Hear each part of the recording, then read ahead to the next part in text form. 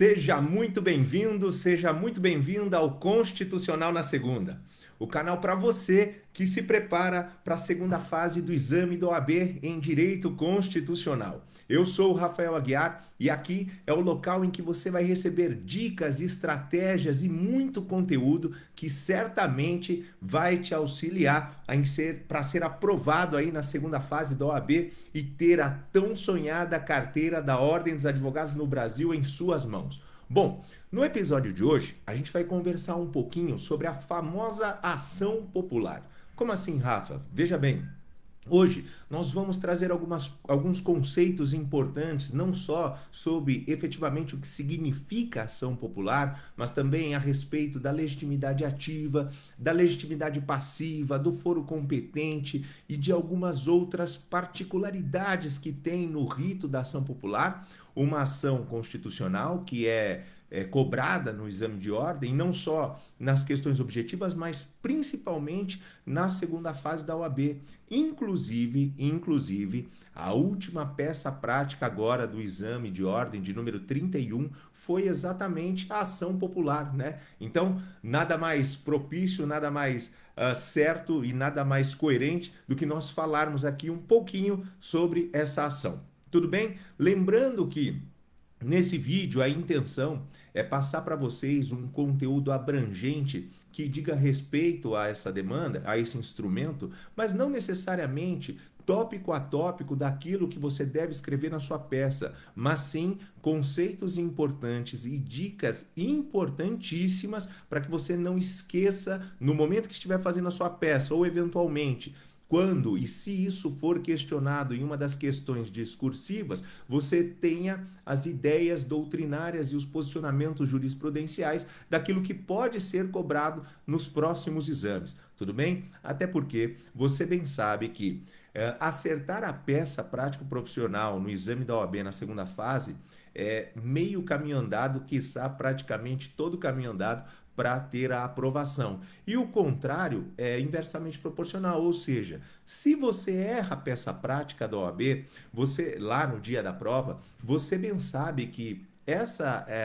errar a peça significa ser reprovado por conta da possibilidade da anulação da prova. E como você bem sabe, você precisa ter pelo menos 6 pontos de 10 e a peça vale 5 pontos. Tudo bem? Então, sem mais delongas, vamos conversar um pouquinho sobre a ação popular. Bom, o conceito de ação popular, como vocês imaginam, é que ela se trata de uma ação constitucional, já que prevista taxativamente na Lei Fundamental da República e que pode ser proposta, que pode ser ajuizada por todo e qualquer cidadão. Porém, além de ser uma ação constitucional taxativamente prevista, em que o legitimado ativo aqui se mostra como cidadão, é necessário ter em mente que a ação popular, ela tem por objetivo invalidar atos ou contratos administrativos, mas desde que eles sejam considerados ilegais ou seja, aditivo, ilegais e lesivos ao patrimônio público, à moralidade administrativa, ao patrimônio histórico e cultural e ao meio ambiente. Então, resumindo, esse instrumento jurídico se trata de uma ação constitucional que pode ser proposta por todo e qualquer cidadão, desde que tenha por escopo, desde que tenha por objetivo invalidar atos ou contratos administrativos que sejam ilegais e que sejam, ao mesmo tempo, lesivos ao patrimônio público, à moralidade administrativa, ao patrimônio histórico e cultural e ao meio ambiente.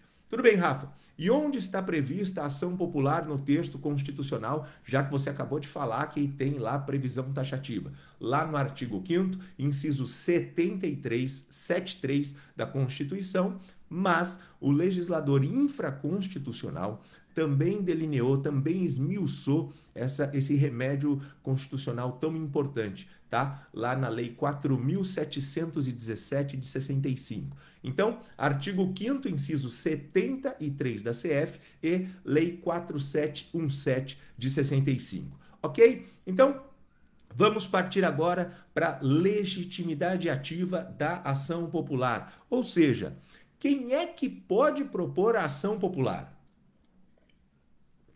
Bem, eu acabei de dizer quando do conceito da ação popular, que a legitimidade ativa, ou seja, a legitimidade para a propositura desta demanda, é do cidadão, né? O problema é que a gente precisa ficar muito esperto com aquilo que a lei considera como tal, ou seja, para efeito de ação popular, ou seja, para efeitos de legitimidade ativa desta demanda, quem seria considerado cidadão?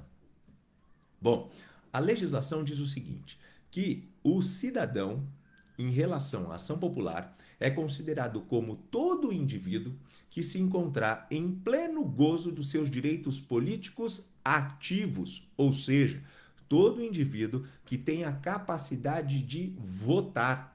Então, o autor da ação popular aqui, na verdade, ele pode ser, ele basta que ele tenha essa capacidade, basta que ele esteja no gozo dos seus direitos políticos ativos, que tenha a capacidade de votar, para que ele possa exercer para que ele possa se valer desse instrumento jurídico, né? E aqui eu já ligo um alerta, uma coisa muito importante. Veja bem, vocês têm que ficar espertos, ligados aí com eventuais pegadinhas do examinador, porque ele pode trazer um exemplo, não necessariamente mencionando que o cidadão fulano de tal, visando combater um ato lesivo ao patrimônio público, deseja se valer, adotar a medida judicial cabível, e assim ele continua.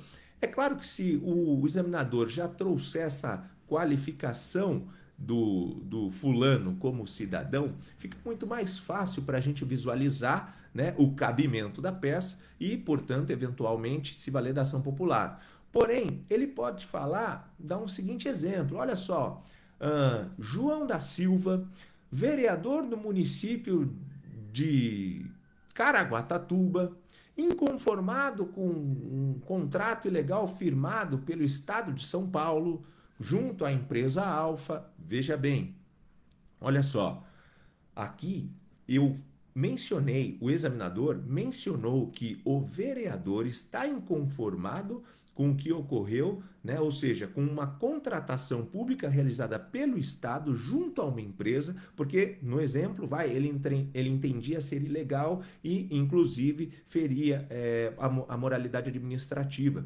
Se vocês pararem para prestar atenção, em nenhum momento o examinador utilizou a expressão cidadão, percebe?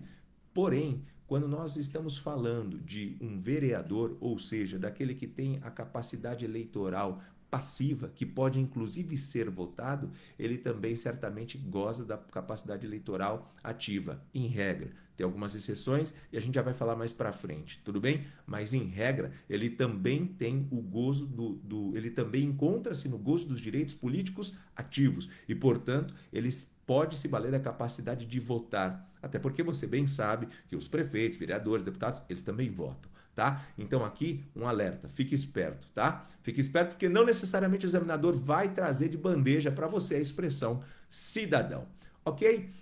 E aí, considerando isso, considerando que o legitimado ativo tem que ser cidadão e o cidadão, para os efeitos da lei da ação popular, é considerado como aquele em pleno gozo dos direitos políticos ativos, nós temos que lembrar de uma coisa.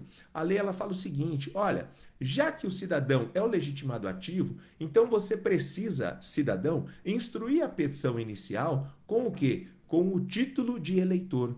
Porque é o título de eleitor o documento necessário para instruir a petição inicial da ação popular. Tudo bem? Onde está escrito isso, Rafa? Lá no artigo 1º, parágrafo 3º da Lei 4717 de 65.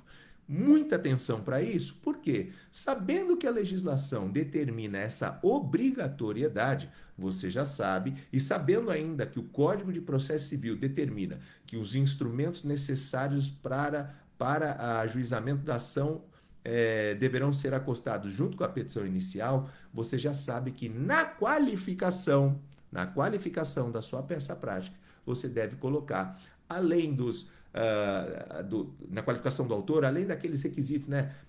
Portador do RG número tal, CPF número tal, residente domiciliado na rua tal, você tem que falar portador do título de eleitor, número 3 pontinhos, e aí continua a qualificação. Então, fica muito esperto com essa dica, porque você não pode esquecer desse ponto específico do título de eleitor, porque em tese Essa é assim que você vai comprovar a legitimidade ativa do autor.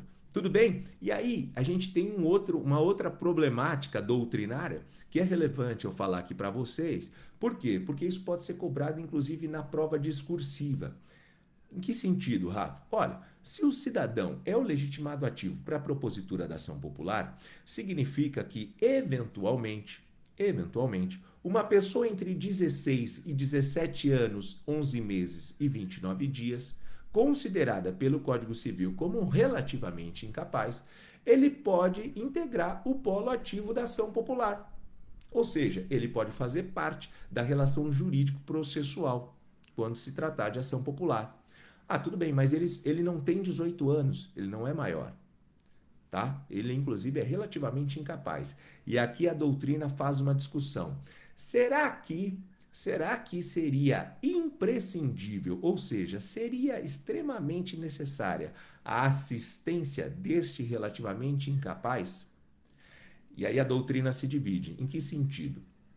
De um lado, uma parte da doutrina sustenta o seguinte, que seria sim necessária essa assistência.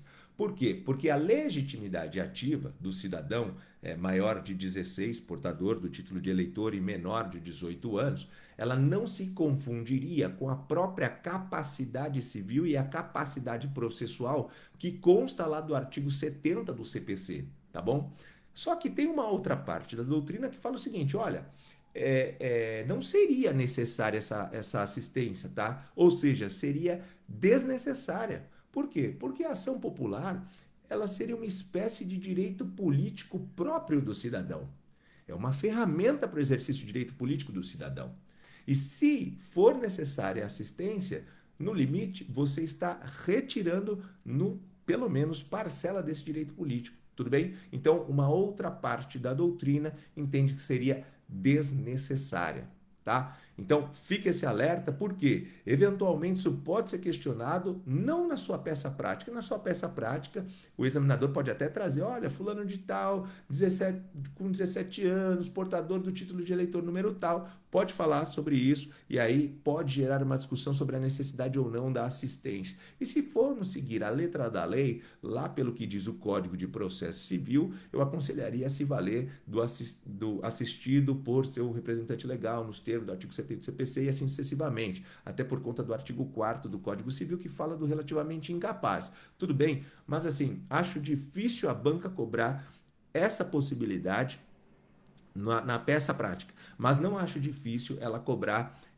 ou ela realizar um questionamento sobre essa questão da necessidade ou não de assistência nas questões discursivas, justamente por essa discussão de ser ou não um direito político inerente do cidadão o exercício da ação popular. Tudo bem? E aí, em se tratando de uma questão doutrinária, é lógico que você vai expor os dispositivos legais em referência à legitimidade ativa, à capacidade relativa, etc. Tá? Mas você precisa colocar os dois posicionamentos.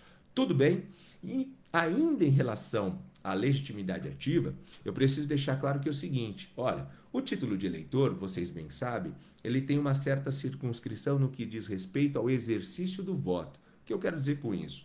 Veja, quando eu vou votar, ou você pega lá o seu título de eleitor e tem lá seção, zona, tudo direitinho para você realizar a votação, né? No seu município, geralmente numa escola ou numa instituição de ensino, que às vezes até a faculdade é utilizada e tal, mas enfim, numa instituição, num local previamente determinado, em que é feita essa divisão para que todo mundo consiga exercer seu direito de votar. Tá bom, só que o fato de eu votar, por exemplo, na cidade, sei lá, na cidade do Rio de Janeiro, não significa que existe uma limitação para o exercício do direito de ação em relação à ação popular vinculada ali àquele domicílio eleitoral, tá? No final das contas, resumindo, a legitimidade ativa na ação popular, ela não é vinculada ao domicílio eleitoral do cidadão, tá bom? Do autor da ação. Beleza? Entendido? Então, beleza. E mais uma coisa, ó, o cidadão, ele possui sim a legitimidade ativa, ou seja, ele possui a legitimidade para integrar o polo passivo da ação popular, tá? Mas ele não tem a capacidade postulatória. Então, muito cuidado, tá? Ou seja, ele precisa de um advogado para representar ele ou ela em juízo, né? A não ser, claro, se o próprio cidadão for também advogado e se valer da sua condição, da sua própria capacidade postulatória em vista do exercício do seu mistério. Mas fora isso, em regra, o cidadão ele possui então somente legitimidade ativa e não a capacidade postulatória, salvo no caso do advogado que esteja atuando em nome próprio. Tá bom? Beleza? E aqui é interessante porque, como a legitimidade ativa é do cidadão, a lei da ação popular, lá no artigo 6º, parágrafo 5º, ela determina o seguinte: ela faculta que qualquer outro cidadão se habilite como litisconsorte ou assistente do autor, né? Como litisconsorte ativo do autor da ação popular. Porque, veja, na ação popular, o que se defende não é um direito próprio do autor, né? É um direito coletivo em sentido amplo. Então, cuidado com isso, tá? Cuidado com isso. E, justamente por conta disso, tem esse dispositivo no artigo 6º, parágrafo 5º da Lei 4717, da possibilidade de, eventualmente, um outro cidadão, se quiser, ingressar como litisconsorte ativo. Tá bom? E aqui, para a gente encerrar a parte da legitimidade ativa em relação ao cidadão, eu preciso lembrar que o artigo 5º, inciso 73 da Constituição, que eu mencionei que fala da ação popular, prevê o seguinte, que o autor da ação popular, ele, em regra, ele está isento de custas judiciais e de ônus sucumbenciais. Por que em regra, Rafa? Porque se for comprovada a má-fé do autor da ação popular, aí esquece. Ele vai ser condenado em custas e ônus. Mas, em regra, o autor da ação popular é isento de custas judiciais e ônus sucumbenciais. Tudo bem? Isso está lá no artigo 5º, 73 da Constituição. Depois dê uma lida, porque é um dispositivo extremamente importante. Agora, eu falei até agora quem pode ser, quem é legitimado, né, para apresentar a ação popular. E quem não possui legitimidade ativa para ação popular? Aqui, em regra, nós temos três pessoas, três categorias, três grupos. O primeiro deles são os estrangeiros. Mas cuidado, porque os estrangeiros, em regra, eles não possuem capacidade eleitoral ativa. E isso consta lá do artigo 14, parágrafo 2º da CF. Mas essa é a regra. Por quê? Porque existe uma ressalva. A ressalva diz respeito aos portugueses que são equiparados e têm esses direitos políticos equiparados aos brasileiros. Isso consta do artigo 12, parágrafo 1º da Constituição. Então, em regra, estrangeiros não detêm capacidade eleitoral ativa, portanto, não podem ser autores de ação popular, ressalvados os portugueses equiparados nos termos do artigo 12, parágrafo 1º da CF. Beleza? O segundo grupo de pessoas que não detém legitimidade ativa para ação popular, são aqueles indivíduos, aquelas pessoas que têm os direitos políticos suspensos. Como assim, Rafa? Um exemplo clássico de direitos políticos suspensos diz respeito aos condenados em ação, perdão, aos condenados em ação por improbidade administrativa. Os condenados nas ações de improbidade administrativa, eles recebem como pena, entre outras, né, mas uma das penas é exatamente a suspensão dos direitos políticos por um determinado período. Se esse condenado ele tiver os seus direitos políticos suspensos, e ele terá por um prazo, mas se ele estiver ali naquele interregno, então isso significa que ele não detém a capacidade ativa para a propositura de uma ação popular. Beleza? Então, primeiro grupo, estrangeiros em regra, ressalvados portugueses. Segundo grupo, os indivíduos com direitos políticos suspensos, como, por exemplo, os condenados por improbidade administrativa. E o terceiro grupo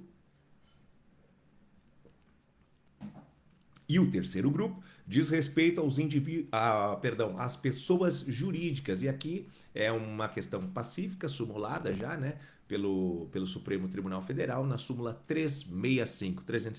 Pessoas jurídicas não detêm legitimidade ativa para a propositura de ação popular. Tá bom? Ok, olha que interessante. Não é legitimado ativo para a propositura de ação popular.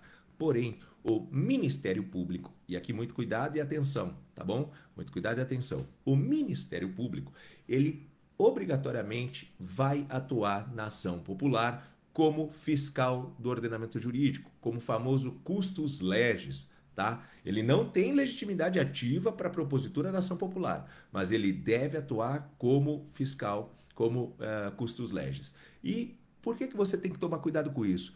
Porque sabendo que a legislação determina a participação do Ministério Público, significa dizer o seguinte: eu preciso, quando for realizar os meus pedidos na peça prático profissional da prova da OAB, solicitar a oitiva do Ministério Público.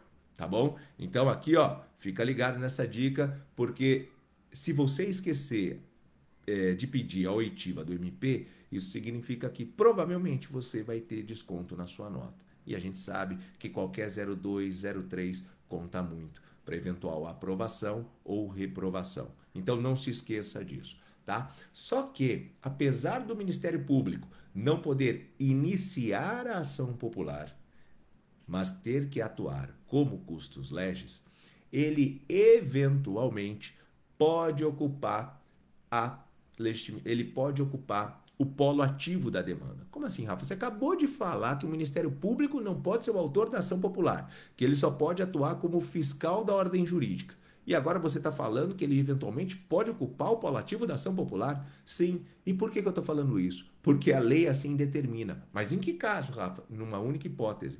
Se o autor da ação popular eventualmente desistir da ação, aí o MP ele pode passar a ocupar o polo ativo e dar prosseguimento na ação popular. E isso consta lá do artigo 9º da Lei 4717 de 65, tá bom? Então, fechando aqui a legitimidade ativa, fique esperto com a possibilidade de atuação do MP. Repito, em regra, como custos legis, como fiscal do ordenamento jurídico. Porém, eventualmente, ele pode passar a ocupar o polo ativo da ação, apesar de não poder iniciar uma ação popular. Beleza? Tranquilo? Vamos falar um pouquinho então da legitimidade passiva. Para a gente entender, quem pode integrar o polo passivo da ação popular, a gente precisa dar uma lidinha lá nos artigos 1º e 6º da Lei da Ação Popular, da Lei 4717, tá bom? E verificando esses artigos, a gente percebe que os réus, os demandados de uma ação popular, eles integram, assim, basicamente 6 grupos, tá? O primeiro grupo é aquele composto pelos entes da administração direta, ou seja, União, Estados, Distrito Federal e municípios. Até aqui, tranquilo, né? Então, União, Estados, Distrito Federal e municípios podem ser demandados numa ação popular. Quem mais? Segundo grupo, entes da administração indireta, ou seja, autarquias, fundações estatais, sejam elas de direito público ou privado, empresas públicas, sociedades de economia mista, inclusive as empresas incorporadas pelo patrimônio público, tá bom? E quando eu digo fundações estatais, só um parêntese, eu falo fundações estatais porque a doutrina do direito administrativo faz referência à possibilidade de uma fundação ligada ao poder público ser criada como uma fundação estatal de direito público ou uma fundação estatal de direito privado, tá? E, por exemplo, no estado de São Paulo existe essa diferença, existem fundações estatais de direito público e de direito privado, mas ambas integram a administração indireta. Portanto, primeiro grupo, entes da administração direta. Segundo grupo, entes da administração indireta. Terceiro grupo, as entidades privadas que têm participação do Estado, ou seja, aquelas sociedades em que o Estado ele participa simplesmente como um acionário. Essas entidades privadas também podem integrar o polo passivo da ação popular. Quarto grupo, as entidades privadas que recebam subvenção dos cofres públicos. Como assim, Rafa? Por exemplo, os serviços sociais autônomos, né, o Sistema S, eles recebem subvenções dos cofres públicos, eles recebem dinheiro público para custear a própria entidade, né? Outro exemplo, as organizações sociais, OSs.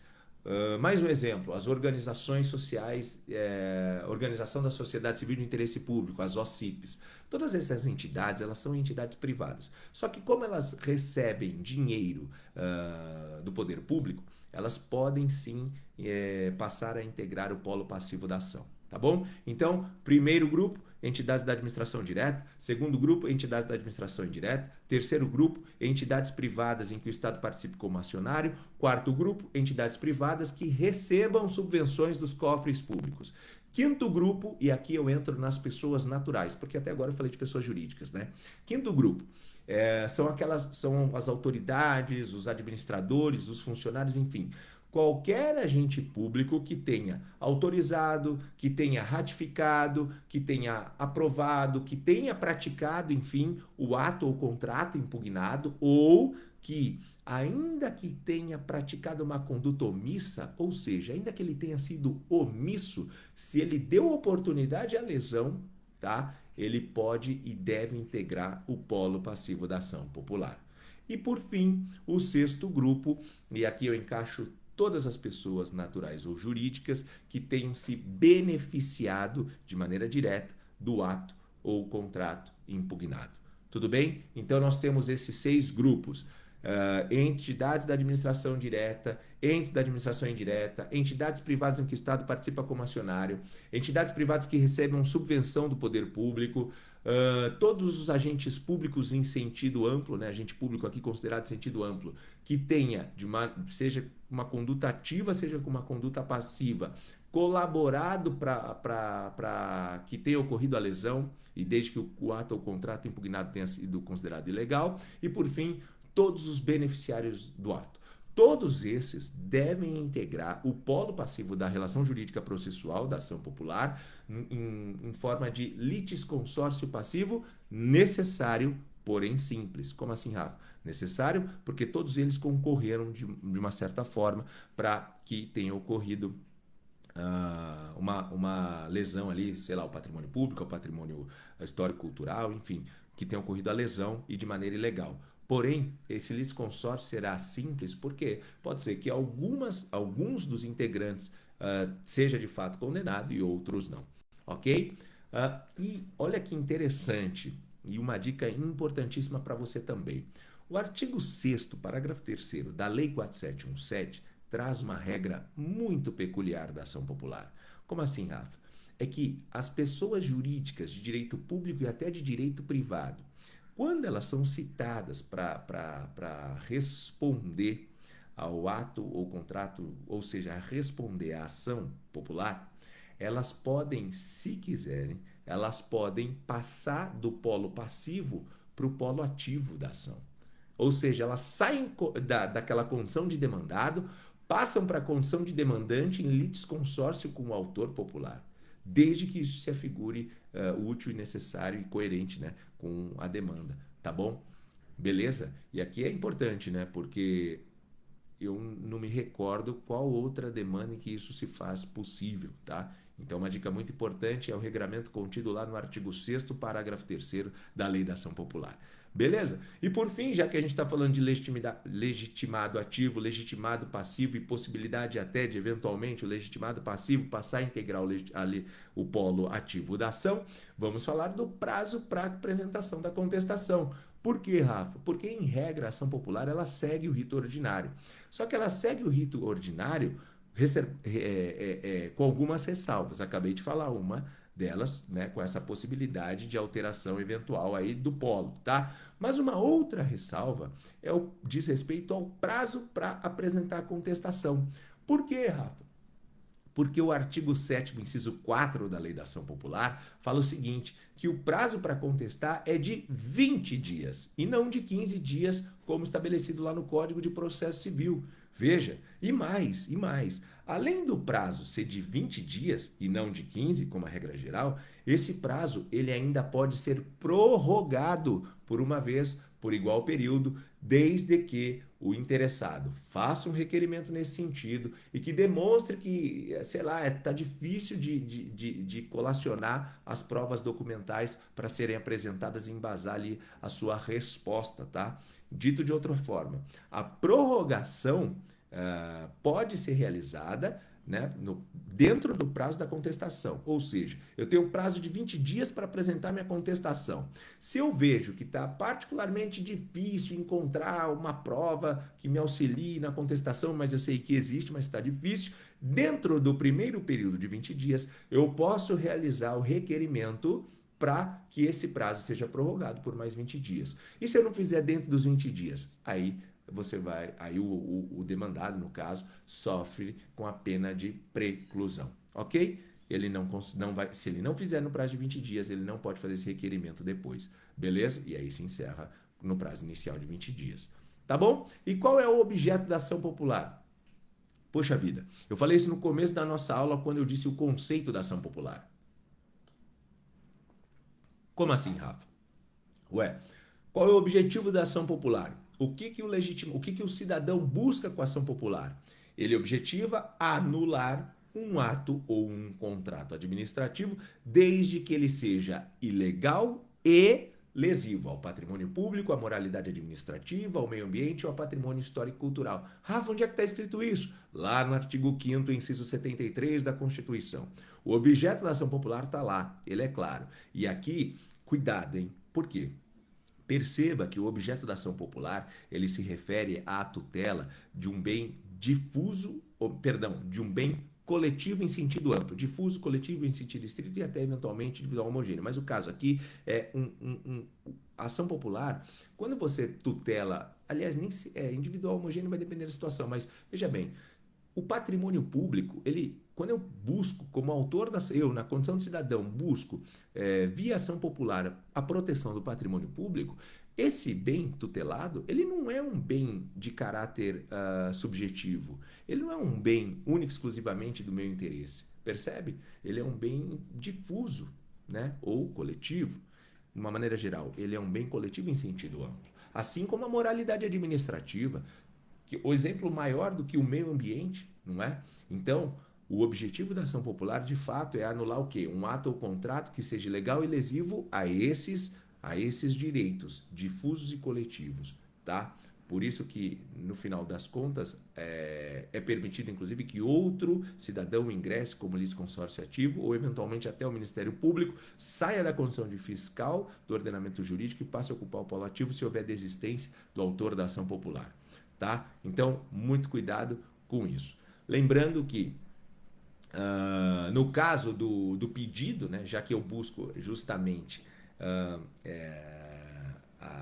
combater um ato ou contrato ilegal e lesivo, então o meu pedido é justamente pela anulação ou declaração de nulidade deste ato ou deste contrato que é ilegal e lesivo. E, além disso, posso pedir pela condenação dos responsáveis ao pagamento de indenização. Isso consta lá do artigo 11 da Lei da Ação Popular. E cuidado, porque, veja bem, eu falei no começo da aula que o autor da ação popular, salvo comprovada má-fé, ele é isento de custas e honorários sucumbenciais, não é mesmo? Só que o réu não. O demandado ou os demandados não são. Isso significa dizer que nos pedidos da sua peça prática, você precisa pleitear a condenação dos demandados no pagamento de custas e honorários advocatícios, percebe? Por quê? Porque isso certamente vai constar do seu espelho de correção de prova. E se você não fizer isso, pode ser que você perca pontos valiosíssimos.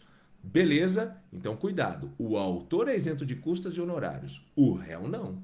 O réu não, tá? O autor, salvo comprovada má-fé. Beleza? Tá bom? Rafa, qual é o prazo para a propositura da ação popular? Regra geral lá do direito administrativo, mas a lei da ação popular trouxe esse prazo taxativamente no artigo 21 da lei 4717, falando que o prazo prescricional da ação popular é de 5 anos. Só que, no que diz respeito ao ressarcimento ao erário, tá? De acordo com a doutrina majoritária, essa demanda seria imprescritível por conta do que está lá no artigo 37, parágrafo 5º da Constituição. Então, a ação popular prescreve em 5 anos, né? Só que o ressarcimento ao erário, eventual pleito de ressarcimento ao erário, é considerado imprescritível nos termos da Constituição. Parágrafo 5º do artigo 37, tá bom? E aqui, vamos falar um pouquinho agora sobre a competência da ação popular.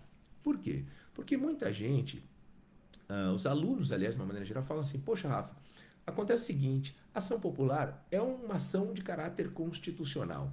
Ela é uma garantia fundamental, inclusive consta explicitamente do rol do artigo 5º, né? Assim como o próprio habeas corpus, o mandato de segurança, enfim. Mas seria ela também Então, ela também observaria, por conta dessa sua natureza de ação constitucional, o foro por prerrogativa de função, porque a gente bem sabe que, por exemplo, mandado de segurança, dependendo da autoridade, ele é impetrado, ou dependendo da autoridade, na condição de coatora, ou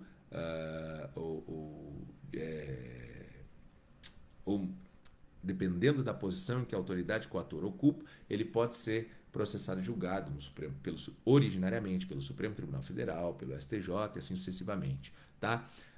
Acontece que a ação popular é diferente. Por quê? Porque o foro por prerrogativa de função é uma espécie de regramento de exceção. Tá? E como não há previsão explícita de que a ação popular deve ser processada e julgada originariamente pelos tribunais, isso significa dizer que a ação popular não observa esse regramento de foro por prerrogativa de função. No final das contas, o juízo competente para processar e julgar uma ação popular é o juiz de primeira instância, seja ele da Justiça Comum Estadual ou da Justiça Comum Federal. Aí vai depender da origem do ato impugnado. Mas a regra geral a ação popular, ela é processada e julgada pelo juízo de piso. Onde está escrito isso, Rafa? Artigo 5º da Lei da Ação Popular, tá?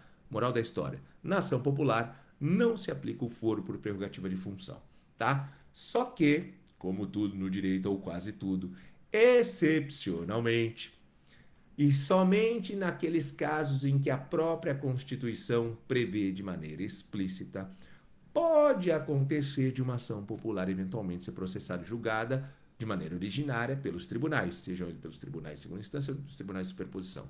No caso aqui da Constituição, os tribunais de superposição. Por quê? Onde está escrito isso? É o seguinte, se a gente imaginar, se a gente parar para pensar que uma ação popular pode envolver um conflito entre um conflito federativo, né? Sei lá, uma causa que gere um conflito entre a União e um Estado, ou entre o Estado alfa e o Estado beta, ou entre o Distrito Federal e a União, enfim. Se a ação popular envolver esse tipo de conflito, isso significa dizer que essa ação deve ser processada e julgada no Supremo Tribunal Federal. Por quê, Rafa? Você acabou de falar que não existe foro por prerrogativa de função. Não existe, porque eu não. Veja bem, eu não falei que o conflito envolve fulano, ciclano, agente político A, agente político B. Eu falei que o conflito envolve os próprios entes da federação. E nesse caso específico, a Constituição, lá no artigo 102, inciso 1, a linha F, determina que esse tipo de ação é processada e julgada originariamente pelo Supremo Tribunal Federal. Então aqui não é que a ação popular deve se vale de uma regra do foro por prerrogativa de função. Não, não é isso. Mas é que essa espécie de demanda deve ser processada e julgada originariamente pelo Supremo Tribunal Federal por conta do regramento previsto lá no artigo 102, 1F da Constituição. Beleza?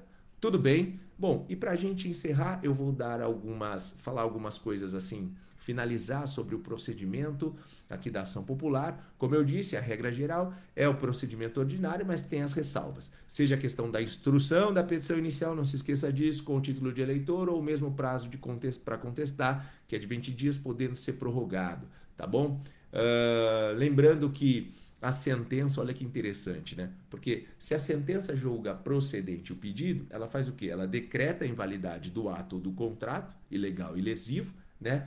E ela ainda condena os responsáveis ao pagamento de indenização, custas e honorários advocatícios, né? Então, lembre-se disso. O autor é isento de honorários e custas, o réu não.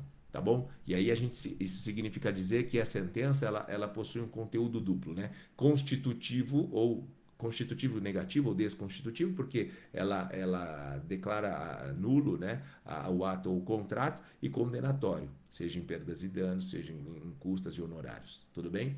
E da sentença, como é uma sentença, da sentença cabe apelação, que ter efeito suspensivo, da sentença de procedência, cabe apelação, ter efeito suspensivo. Isso está escrito também no artigo 19 da Lei da Ação Popular, mas a apelação a gente deixa para um outro vídeo. Tá bom? Lembrando que no caso da sentença de improcedência, aí ela é meramente declaratória, porque ela vai constatar que não existiu um ato ilegal e nem lesivo, tá? E como regra, o autor ele é isento do pagamento de custas e honorários, salvo comprovada má-fé, tá? Só um ponto aqui para a gente fechar é que eu quero dizer que esse ato lesivo esse ato lesivo, porque veja, como objeto da ação popular é um ato lesivo e ilegal, essa ilegalidade ela deve ser entendida de acordo com o que a doutrina administrativista fala lá de princípio da juridicidade, ou seja, o ato ele não precisa ser somente contrário à legislação em sentido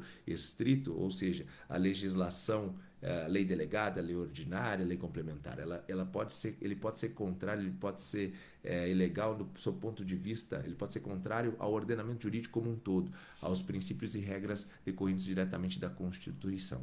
Tá bom? Então, fica aqui com essa dica também, que é importante. É o princípio da juridicidade, que é estudado de maneira mais aprofundada no direito administrativo, mas que é válido você saber. Tá? E por fim, encerrando agora, quanto à legitimidade recursal, que eu falei da sentença, além das partes, né? Ou seja, o autor e o réu, ou autores e réus, o Ministério Público, apesar de atuar como fiscal do ordenamento jurídico, ele também pode apresentar eventual apelação. Tá bom? Dito isso, eu encerro por aqui o nosso encontro de hoje. Eu espero que você tenha gostado do vídeo, espero que você utilize ele, inclusive, nos seus estudos, para que isso tudo te facilite a sua aprovação na OAB. Se você gostou do vídeo, gostou do canal, eu peço para que você se inscreva, clique aqui no sininho, ative as notificações, porque assim que novos conteúdos forem postados, você será avisado. Beleza? Por esse vídeo eu fico por aqui, então até o nosso próximo encontro. Tchau, tchau.